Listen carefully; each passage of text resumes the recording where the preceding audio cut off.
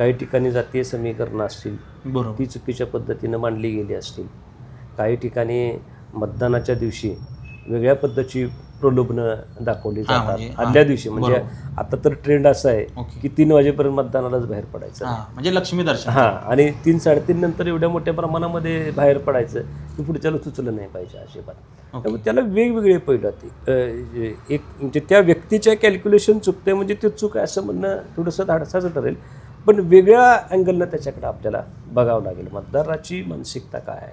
आपल्या तिथं जर मतदाराची मानसिकता बघितली तर जो व्यक्ती मतदान करतोय तो असा विचार करत नाही की मी माझ्या विचाराला करतोय का नाही. तो असा विचार करतोय की माझं मत विजयाकडे झुकलं पाहिजे, कोण पण असू दे. बरोबर. ते कॅल्क्युलेशन काय आपण ज्याच्यासोबत आहे ते किमान विजयाच्या दिशेनं जायला पाहिजे. तर हे कॅल्क्युलेशन त्याच्यामध्ये चुकण्याची शक्यता आहे. असे वेगवेगळ्या पैलूनं आपल्याला त्याच्याकडे बघावं लागतं. ओके. म्हणजे अशा अँगलनं ते सगळं होऊ शकतं असं तुम्हाला म्हणाल. बरोबर. एकंदरीत आता आपण ईव्हीएमच्या मुद्द्यावर चर्चा करतोय. आताचे सगळे निकाल असतील, निवडणुका असतील, येणाऱ्या काही निवडणुका आहेत आणि ईव्हीएम आहे.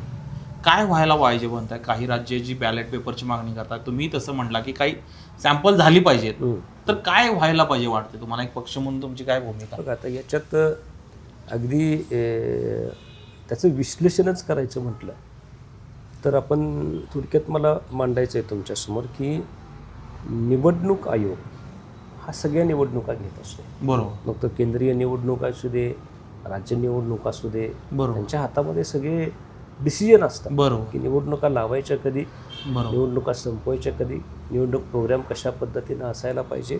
तर हे सगळे निवडणूक ठरवण्याचे अधिकार किंवा त्याचं निवडणुकीचे वेळापत्रक ठरवण्याचे अधिकार सर्वस्वी निवडणूक आयोगाला आहे. अशाच नवनवीन अपडेट्ससाठी डिजिटल कोल्हापूर चॅनेलला सबस्क्राईब करायला विसरू नका.